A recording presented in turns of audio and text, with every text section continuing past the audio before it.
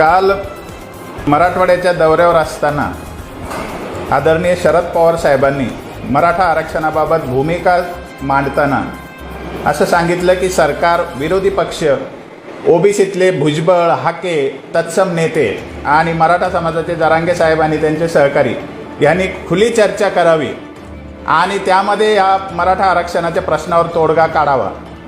खरं म्हणजे शरद पवार साहेबांनी मराठ्यांचा पुन्हा एकदा चेंडू केलेला आहे असं मला वाटतं. शरद पवार साहेबांच्या व्यक्तिमत्वाचा मी एक अभ्यासक आहे.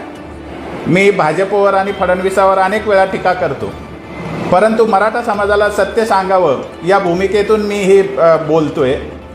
शरद पवार साहेबांनी मराठा आरक्षणाच्या प्रश्नाच्या मुळाशी काही खुट्या मारून ठेवलेल्या आहेत. पहिल्यांदा म्हणजे 1967ला पवारसाहेब आमदार झाले आणि त्याच वर्षी ओबीसीची पहिली यादी तयार झाली, त्यात मराठा समाज नव्हता. शरद पवार साहेबांना आरक्षण समजत नव्हतं असं काही कोणी समजू नये.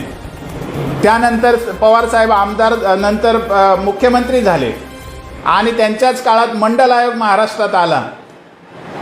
ओबीसीची यादी तयार करत असताना महाराष्ट्राची एक 272 जातीची यादी तयार केली आणि त्या 272मध्ये मराठा समाजाचा समावेश केला गेला नाही, याची सर्वस्वी जबाबदारी त्यांच्या सरकारवर जाते. इंदिरा साहनीचा निकाल 16 नोव्हेंबर 1992ला आला. त्या निकालात कुठेही राज्यामध्ये मंडल आयोग लागू करायला सांगितलेला नव्हता. मंडल आयोग संसदेने किंवा कोर्टाने कधीही मान्य केलेला नाही आहे. परंतु महाराष्ट्रामध्ये 1994ला मंडल आयोग लागू करण्याच्या नावाखाली याच शरद पवार साहेबांच्या सहीने ओबीसीच्या आरक्षणात 1994ला तब्बल 18% वाढ करण्यात आली.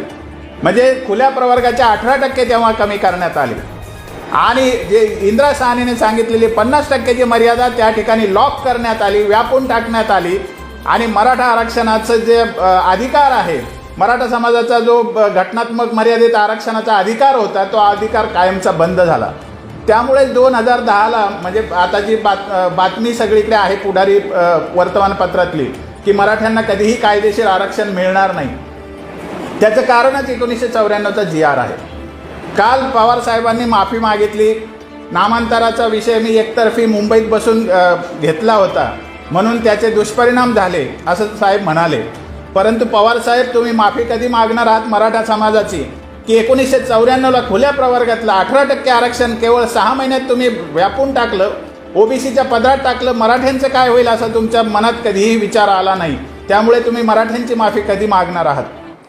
त्यानंतर 2008मध्ये जेव्हा बापट आयोगाचा अहवाल देण्याची तयारी झाली तेव्हा शेवटच्या महिन्यात रावसाहेब कसबेची तुम्ही त्या आयोगावर वर्णी लावली आणि शेवटच्या मीटिंगमध्ये भोईटे मॅडमला त्या ठिकाणी ॲब्सेंट राहायला तुम्ही सांगितलं आणि रावसाहेब कसबेच्या माध्यमातून मराठा आरक्षणाच्या विरुद्ध अहवाल बापट आयोगाने दिला. याच्या मुळाशी शरद पवार साहेबांचं राजकारण आहे.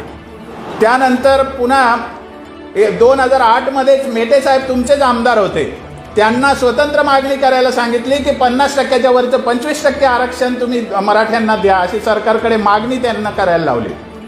त्यानंतर राणे समितीचा 2014ला अहवाल आला. त्या अहवालामध्ये मराठ्यांना 50%च्या वर स्वतंत्र 20% आरक्षण देण्याची शिफारसही करण्यामध्ये तुमचाच महत्त्वाचा वाटा होता.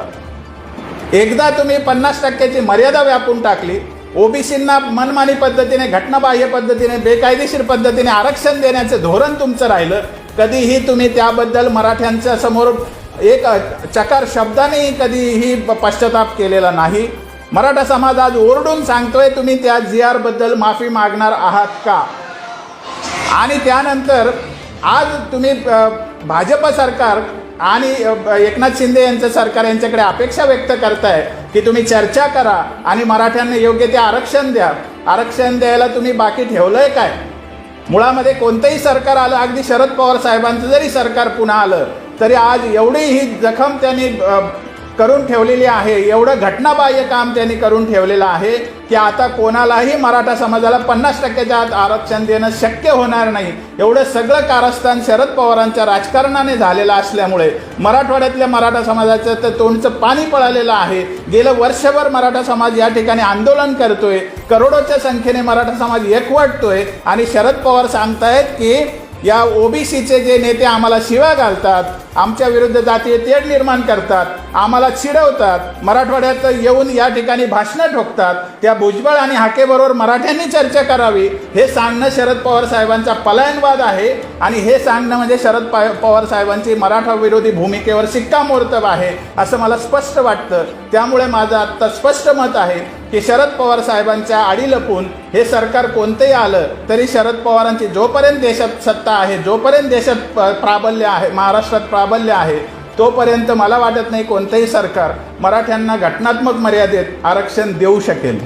जनतेचा अधिकारनामा जाणीव हक्काची या न्यूज चॅनलला लाईक, शेअर व सबस्क्राईब करण्यास विसरू नका व सदैव रहा अपडेट.